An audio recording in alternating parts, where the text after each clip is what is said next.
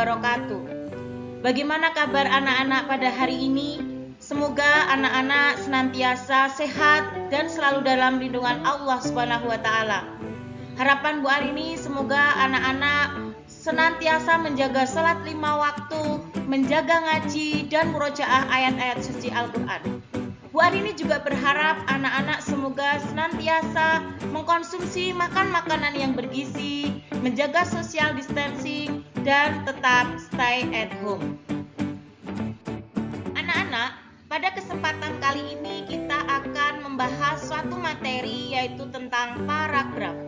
Bu Arini yakin materi tentang paragraf ini sudah sering dibahas ketika anak-anak di kelas 4 ataupun kelas 5. Tujuan dari pembelajaran kali ini adalah agar satu, anak-anak bisa menentukan letak kalimat utama pada suatu paragraf.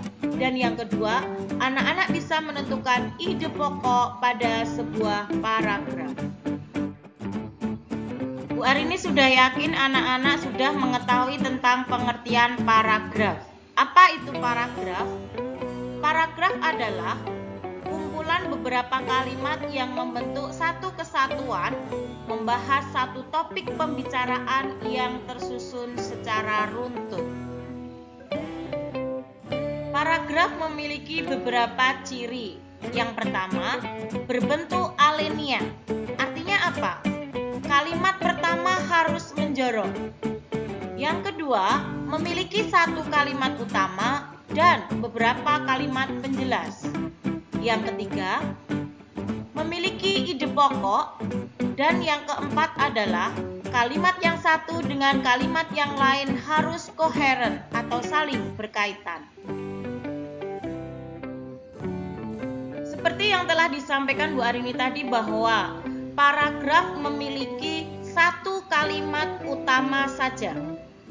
Paragraf yang memiliki kalimat utama di awal paragraf disebut sebagai paragraf deduktif. Ingat, paragraf deduktif yaitu paragraf di mana letak kalimat utamanya ada di bagian awal. Nah, berikut contoh paragraf deduktif. Paragraf yang kedua adalah paragraf induktif, yaitu paragraf yang letak kalimat utamanya ada di bagian akhir, seperti yang sudah dicontohkan Bu Arini pada slide berikut.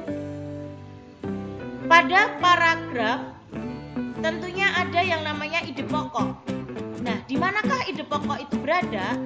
Ide pokok terletak di dalam kalimat utama.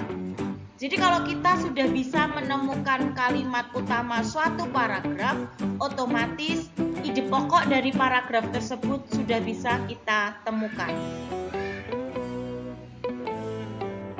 Nah, anak-anak ingat, pada pembelajaran kali ini ada beberapa catatan yang perlu kita garis bawahi. Yang pertama, paragraf berdasarkan letak kalimat utamanya dibagi menjadi dua, yaitu paragraf deduktif dan paragraf induktif. Paragraf deduktif adalah paragraf yang letak kalimat utamanya ada di bagian awal. Sedangkan paragraf induktif adalah paragraf yang letak kalimat utamanya di bagian akhir paragraf.